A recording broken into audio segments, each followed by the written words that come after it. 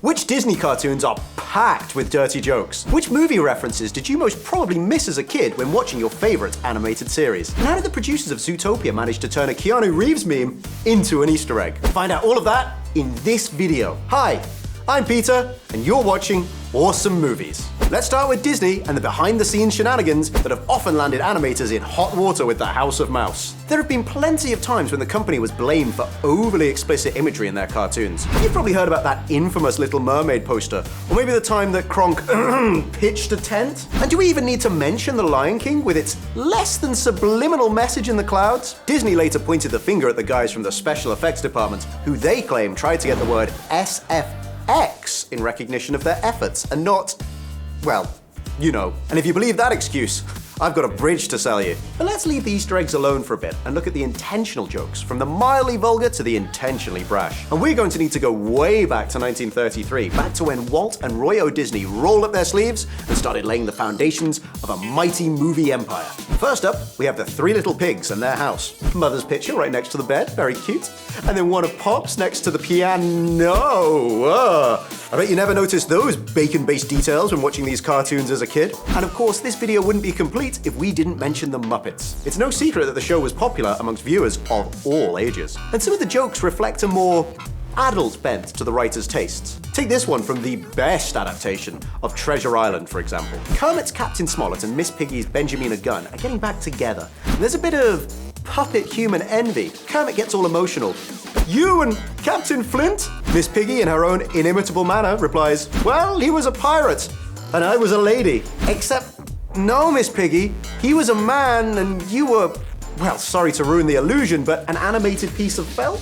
And this isn't the last time we're treated to some implied human Muppet action, as Kermit and Miss Piggy both end up meeting Tim Curry's Long John Silver, with Miss Piggy remarking in a very familiar tone, "Hello, Long John," much to Kermit's chagrin, leading him to exclaim, "Oh no, him too?" Moving on from the logistics of human Muppet interaction, Disney's Muppets Most Wanted carries on a proud tradition of subtle and not so subtle adult humor. Camilla and the Chickens perform a cover of CeeLo Green's song Forget You for the film. As chickens, obviously they can't sing any of the words and just bark along. And eagle-eared viewers and fans of mid-2000s music might recall that Forget You is actually a radio-friendly version of the song's original lyrics, which feature another four-letter F word. So really, there's no way to know which version Camilla and the Chickens were singing. Moving on from the Muppets, yet another cute flick ostensibly for kids, Hocus Pocus, takes an unexpected turn when the Sanderson sisters catch the bus. They need to eat the life essence of young people so that they can continue living forever as their youthful selves. That's why they tell the bus driver, "We desire children." And he's all too happy to fulfill that request, letting the sisters know that it may take a couple of tries, but I don't think that'll be a problem. I'm thinking that the true meaning of what they were saying went over his head the same way his response probably did for us when we were kids. And Pixar aren't entirely innocent either. A lot of you older viewers almost certainly saw Toy Story 1 and 2 in the cinema when you were kids. But revisiting some of those scenes now casts them in a whole new light. For example, what happens to Buzz Lightyear's wings when he meets Jessie? No need to explain. Plenty of guys get that way around a cowgirl. And the later sequels aren't immune either. Another more adult-oriented gag comes from Mr. Potato Head in Toy Story 3. When the Spud and his wife fall to pieces, Lotso picks up Mrs. Potato Head's lips, which prompts Mr. Potato Head to angrily remark, "Hey, no one takes my wife's mouth but me." Does he mean for kissing? Does he mean from the floor? Or is he being a bit more risque?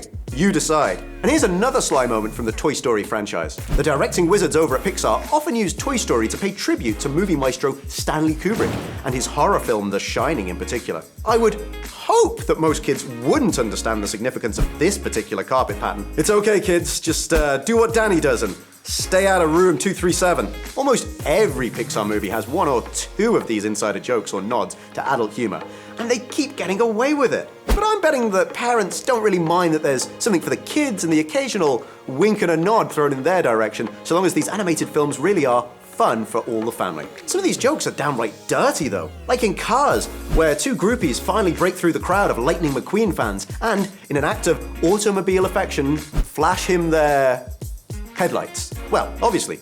What else would you flash? And that's not the only moment of headlamp fixation in the Cars universe.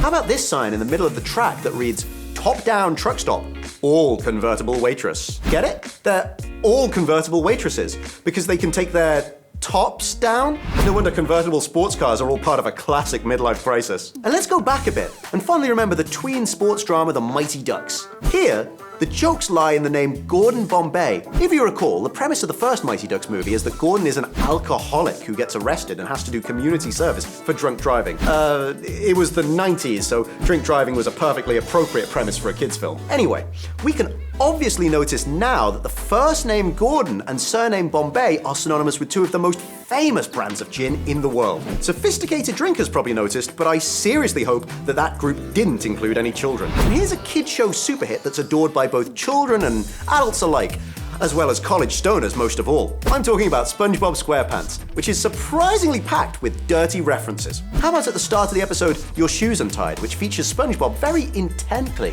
watching a documentary about deep-sea plants, accompanied by go-go music, only to frantically switch channel when Gary the Snail comes in, so that his friend doesn't see what he was watching. I guess this kind of underwater adult programming is why they call it Bikini Bottom. The genius of SpongeBob is that it's definitely one of those impossibly creative shows that are better appreciated the older you get. Remember when Patrick and SpongeBob find a baby scallop and decide to raise it together? At first, the two new parents split their responsibilities. Then Patrick finds a job while SpongeBob does all the housework, and by the end of this deeply existential examination of adult life that would give Revolutionary Road a run for its money, the child flies out of its shell, leaving the parents all alone. I'm willing to bet that it wasn't easy fitting issues of gender equality, marital malaise, and the pressures of raising a family into 11 minutes. But the creators of SpongeBob sure did it. Let's move on to a recent silver screen animation and examine Zootopia, an elephantine success that grossed more than $1 billion at the box office, a pile of cash that all but guaranteed a sequel that is already in development. Let's take a look at some of the more subtle moments that you almost certainly missed. Like this information board. The image in the lower right corner might seem a bit familiar? Yes, that's because it's that infamous sad Keanu Reeves meme, but this time with a wolf. We even get a glimpse of Aladdin's lamp in front of the entrance to the nudist club that Judy and Nick go to. Best not to consider the implications of a rubbable item that grants its owner's wishes at the entrance to that kind of location.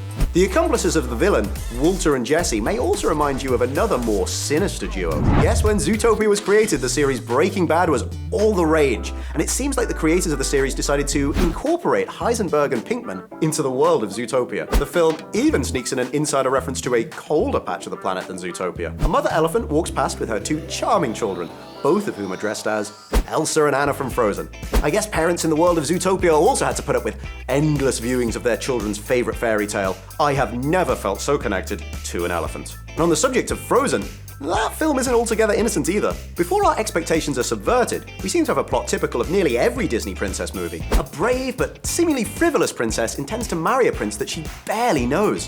Frozen calls this pattern into question though, with another nod and a wink to more marital matters. Kristoff asks Anna about her future husband Hans of the Southern Islands, but she doesn't seem to know much about him. Kristoff quizzes her. What's his favorite food, best friend's name, eye color, foot size? To which Anna quips, foot size doesn't matter. You may or may not know what they say about men and the size of their feet, but Anna seems quite happy to overlook any shortcomings in the sock department. Let's take a look at Pixar and Disney's would-be rivals now by discussing DreamWorks and the tongue-in-cheek referential humor of Shrek. Besides Shrek being a postmodern take on folk and fairy tales, as well as former Disney exec Jeffrey Katzenberg's catty sideswipe at Michael Eisner's era of mid-90s Disney malaise, Shrek is equally appreciated by both young children, adults, and industry insiders. So there are quite a few moments of adult-oriented humor. Take the well-known scene with Lord Farquaad in bed with a martini in hand. He asks the mirror again and again for a portrait of the princess. After that, we catch a hint of why a lonely man would be so keen to see a portrait of a beautiful woman. And how about this scene from Shrek 2 where Puss in Boots is caught with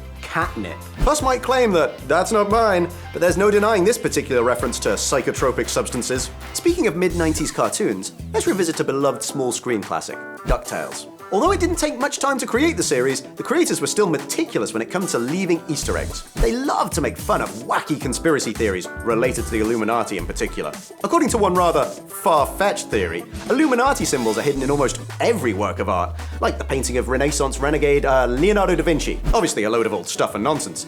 But people still buy into it, and DuckTales wasn't helping matters. Like when Scrooge goes to the doctor and we see a not-so-subliminal message on the eye chart, ask about Illuminati. And more recently, we also saw the same not-so-secret society on the school desk of The Sweet Life of Zack and Cody. And then there was the all-seeing eye on Goofy's skateboard in Mickey Mouse Clubhouse. Who knows how many conspiracy theories this innocent ribbing inspired? Now let's take a look at an animated comedy film from my side of the pond with Aardman and DreamWorks' Flushed Away. When Roddy and Rita are in the fridge, seemingly doomed to be frozen, we get a few snatched glimpses of other famous fictional characters who were put on ice, including Han Solo from Star Wars. Meanwhile, in the latest version of The Jungle Book, there's another reference meant mainly for mavens of classic movies. Fair warning though, this one gets pretty deep. Mowgli meeting King Louie for the first time is a clear reference to Marlon Brando's Colonel Kurtz in Apocalypse Now. Kind of a fitting tribute to two titans of the British literary canon, considering that Apocalypse Now's inspiration, Heart of Darkness, was written by Joseph Conrad, a contemporary of Rudyard Kipling, the original author of The Jungle Book. And while it might seem slightly less highbrow,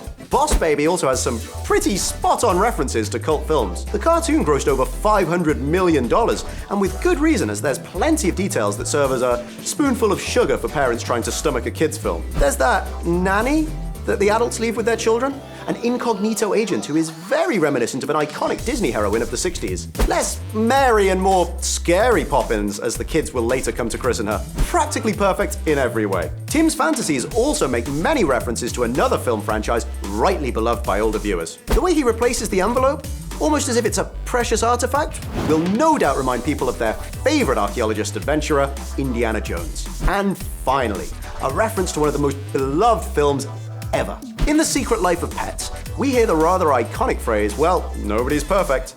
Well, nobody's perfect.